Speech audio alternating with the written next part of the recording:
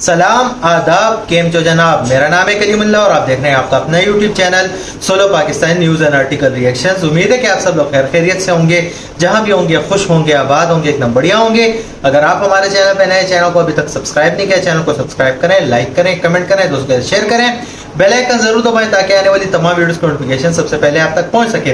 आज इस वीडियो पर हम रिएक्ट करने वाले हैं, बहुत ही कमाल की न्यूज़ निकल के आ रही है, क्योंकि इंडिया ने जो है वो ह्यूमन राइट्स का बहुत ज़्यादा और ह्यूमैनिटी का बहुत ज़्यादा ख्याल रखते हुए इंडिया ने हेल्प सेंड की है फ़लस्तीन के लिए, फ़लस्तीन की आवाम के लिए। तो बिना कोई देरी की वीडियो को स्टार्ट करते हैं, वीडियो को एंड तक देखें, इन्फॉर्मेशन हासिल करें, अंत में बातचीत करेंगे।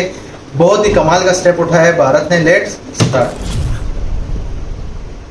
नमस्कार and welcome you all world affairs. मैं प्रशांत धवन। नाउ रिसेंटली आप लोगों ने सुना होगा कि भारत ने अब हेल्प भेजनी स्टार्ट कर दी है फ़लस्तीन के लिए। जी हाँ, फ़लस्तीन के लिए, क्योंकि इजराइल ने ना सिर्फ गाज़ा पट्टी पर, अब वेस्ट बैंक पर भी बॉम्बिंग करनी स्टार्ट कर दी है। यहाँ पर आप देख पाओगे इस पे article, medical supplies, disaster relief, food items, बहुत सारी हेल्प इंडिया भेज रहा है वॉर टोन गाज़ा के लिए।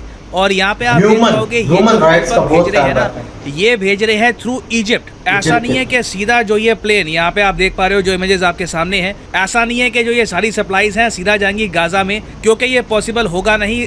वॉर सिचुएशन वहाँ पर बनी हुई है। नॉर्दर्न गाजा में इस वक्त हेवी बॉम्बिंग कर रहा है।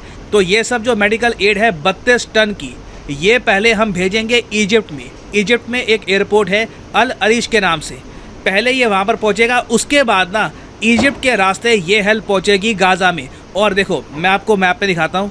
अभी के लिए स्थिति ऐसी है कि जो नॉर्दर्न गाज़ा का एरिया है, ये वाला जो पूरा एरिया है, यहाँ से लोग भाग के जा रहे हैं सदर्न एरिया के पास। इंडिया बेसिकली क्या करेगा कि इजिप्ट के थ्रू ये जो हेल्प है ये उन लोगों को प्रोवाइड करेगा जो भाग कर यहाँ से यहाँ पे आ रहे हैं। इनमें देखिए कई लोग हैं जो बुरी तरीके से चोटिल है, कई लोग हैं जो एक लिम्ब खो चुके हैं, क्योंकि इजराइल अग्रेसिवली बॉम्बिंग कर रहा है नॉर्दर्न गाजा में। और अभी तो देखिए इजरायली टैंक्स ने नॉर्दर्न गाजा में एंट्री करी नहीं है।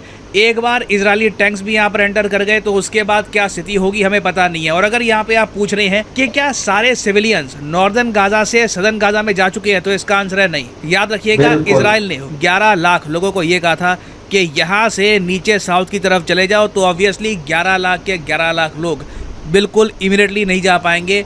कई लोग हैं, उम्मीद है कि लास्ट मोमेंट पर वॉर टल जाएगी, वो लोग सेफ रहेंगे, तो वो लोग अभी भी यहाँ पे है। तो सिविलियन कैजुअलिटीज देखिए गाजा में अभी बहुत ज़्यादा बढ़ सकती है, और इसलिए इंडिया ये मेडिकल सप्लाईज भी भेज रहा है। क्योंकि अगर देखो हम इस पूरी कॉन्फ्लिक्ट में ना, ऐसा नहीं है कि किसी के साथ खड़े हैं। हम एक बात मानते हैं, इंडिया का एक स्टांस क्लियर है, टेररिज्म रुकना चाहिए।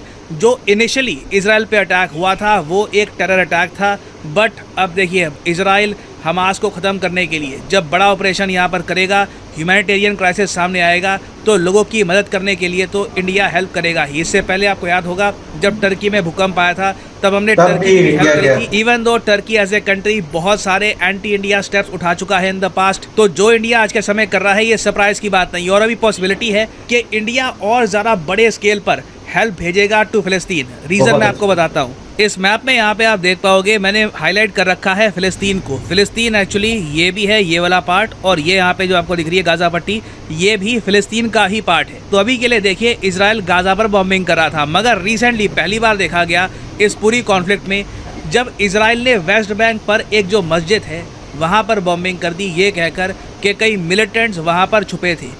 ये मैं कहूँगा एक बहुत ही बड़ा एस्केलेशन है। पॉसिबिलिटी है कि अब हिजबुल्लाह जो ऊपर लेबनान में एक्टिव है ये भी अटैक कर सकता है इजराइल को। बेसिकली आज के समय ना इस पूरे रीजन पर बड़ी कॉन्फ्लिक्ट का खतरा मंडरा रहा है, और मुझे लगता नहीं है कि वर्ल्ड पावर्स इसको रोक पाएंगी। पहले तो मैं आपको आर्टिकल्स दिखाता हूँ जहाँ पर ये बात मेंशन करी गई है कि वेस्ट बैंक में जो मस्जिद है उस पर इजराइल ने बॉम्बिंग करी है। यहाँ पे आप देख पाओगे इजरायली न्यूज़ आउटलेट का आर्टिकल है, Israeli defence force carries out air strike on terror cell at Jenin mosque. Now Israel का कहना यह है कि इस मस्जिद पर ना बहुत सारे आतंकवादियों का कब्जा था, और इस मस्जिद के ज़रिए ये लोग एक बड़ा अटैक प्लान कर रहे थे इजराइल पर फ्रॉम द वेस्ट बैंक। यहाँ पे आप देख पाओगे ये एक केंद्र बन चुका था आतंकवादी हमलों का, ये इजराइल ने कहा है और जस्टिफिकेशन दी है कि क्यों इन लोगों ने इस मस्जिद पर बॉम्बिंग करी। मगर ऑब्वियसली जो इस्लामिक वर्ल्ड है वो मान रहा है कि इजराइल ये बहाने बना रहा है। एक्चुअली में अब ये जो प्लेसेस ऑफ वर्शिप है उनको भी टारगेट कर रहे हैं, उनको भी बॉम्ब कर रहे हैं, और इसीलिए देखो माना जा रहा है कि ये कॉन्फ्लिक्ट फैल सकती है। और इसी वजह से हम एक ट्रेंड ये भी नोटिस कर रहे हैं कि जो बड़ी ग्लोबल पावर्स हैं ये धीरे धीरे इजराइल के आसपास इस रीजन में अपनी नेवी डिप्लॉय कर रही है, क्योंकि अभी हमको पता नहीं यहाँ पे क्या होने वाला है। We do not know. Suddenly बहुत सारे कंट्रीज अगर इन्वॉल्व हो जाते हैं तो उस केस में हो सकता है कि बड़ी पावर्स को साइड चूज करनी पड़े कि क्या आप अरब कंट्रीज के साथ खड़े हैं या फिर इजराइल के साथ। तो यहाँ पे आप देख पाओगे जापान टाइम्स का आर्टिकल है, fears grow as Israel Hamas war could spread across the Middle East. और यहाँ पे आप देख पाएंगे 6 चाइनीज़ वॉरशिप्स हैं, ये ऑलरेडी ऑपरेट कर रही हैं वेस्ट एशिया में amid the Israel Hamas tensions. और ये ऑब्जर्व करके बहुत ज़्यादा प्राइड फील होती है कि इस पूरे क्राइसिस में ना इंडिया का जो रोल है बहुत ही पॉजिटिव रहा है। मैं आपको बता दूं अभी तक चाइना ने ऑपरेशन अजय जैसा कोई भी एक बड़ा स्टेप नहीं लिया है। इंडिया ने by the way operation Ajay के अंडर ना सिर्फ इंडियंस, कई नेपाली सिटीजन्स को भी इजराइल से निकाला है। आपको पता होगा ऑपरेशन अजय के अंडर कोशिश की जा रही है कि जो भी सिविलियंस हैं हमारे, उन्हें हम इस रीजन से बाहर निकालें ताकि उनकी जान को कोई जोखिम ना आए। इस टाइप का ऑपरेशन यूएसए ने बहुत ही लेट स्टार्ट किया था, बहुत सारी आलोचना के बाद। और इन द फ्यूचर पॉसिबिलिटी है कि जो सप्लाईज हम भेज रहे हैं गाज़ा में थ्रू इजिप्ट, हो सकता है कि वेस्ट बैंक में ये जो एरिया है यहाँ भी हम सप्लाईज भेजें थ्रू जॉर्डन। अगर सिचुएशन बहुत ही ज़रा ख़राब होती है, that can also be seen. तो अभी देखिए इस टॉपिक से रिलेटेड कुछ और डेवलपमेंट्स आती हैं जो इवेंचुअली आएगी, उस पर बाद में एक अपडेटेड वीडियो मैं आपके लिए ले आऊँगा। और फाइनली यहाँ पे मैं आपसे पूछूंगा एक तो ये वीडियो थी बहुत कमाल की, क्योंकि सारी दुनिया की नज़रें जो हैं वो इसराइल फ़लस्तीन के वार पर है, क्योंकि ह्यूमन राइट्स का मुकम्मल उल्लंघन किया जा रहा है। ह्यूमन राइट्स में ये साफ साफ है कि यार हॉस्पिटल्स और इस तरह की प्लेसेस को कभी भी नहीं टारगेट किया जाएगा, लेकिन इसराइल की तरफ से इसका खुलेआम उल्लंघन किया जा रहा है। ह्यूमन राइट्स कमीशन आराम से चुपचाप बैठी हुई है, यूएन आराम से बैठी हुई है, क्योंकि इसमें उनका फायदा है। उसमें वो अपने पार्टनर को जो है वो उधर स्टेबल कर रहे हैं एक तरीके से अगर देखा जाए। और मैं बहुत ज़्यादा खुश हूँ कि इंडिया ने कोई भी पक्ष ना लेते हुए जो है वो ह्यूमैनिटी को सपोर्ट किया है। ह्यूमैनिटी को सपोर्ट करते हुए इतनी अच्छी अच्छी सप्लाईज भेजी हैं और ह्यूमन राइट्स का बहुत ज़्यादा ख्याल रखा है।